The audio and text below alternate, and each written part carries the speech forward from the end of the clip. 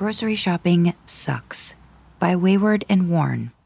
Rating teen and up. No archive warnings apply. Category is general. Fandom is supernatural. Relationship, none. Winchesters times reader, sorta.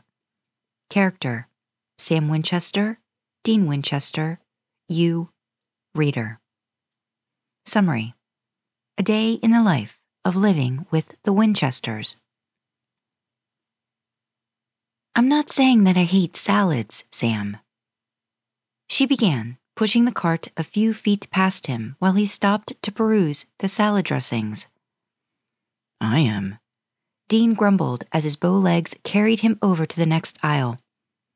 I'll be in the cereal, he called. She sighed and rolled her eyes. I'm saying that maybe we shouldn't get so much.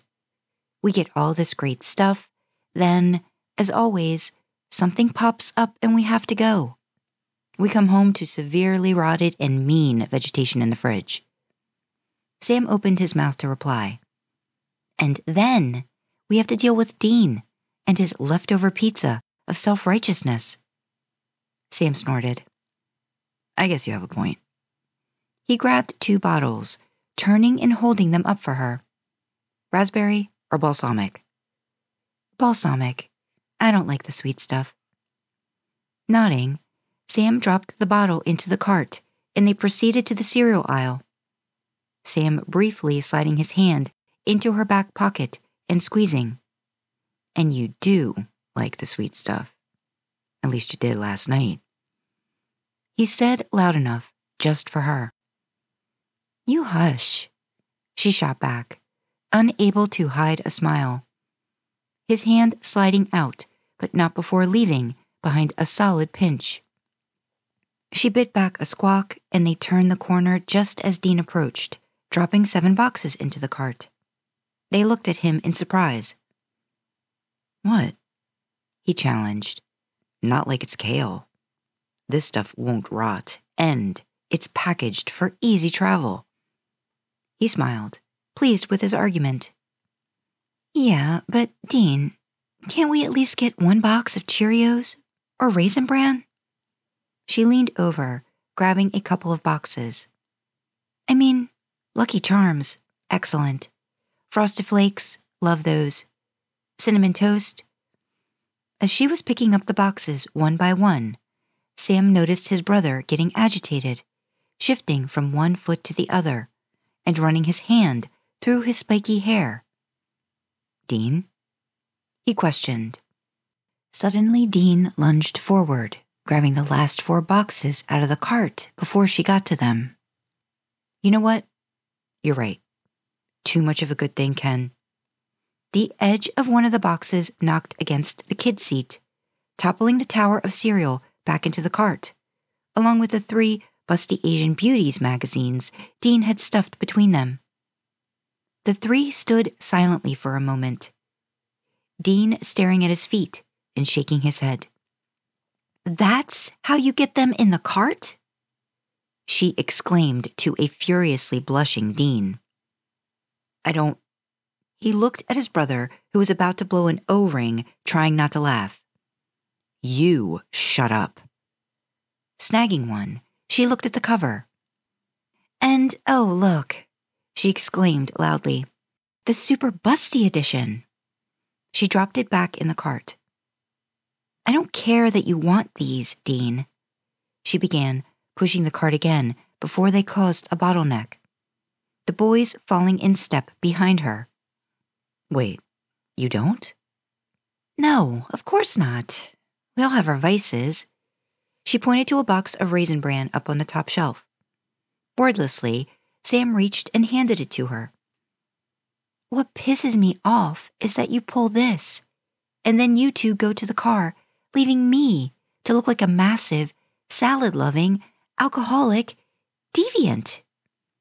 She heard snickering behind her and spun around so fast, both Winchesters jumped back.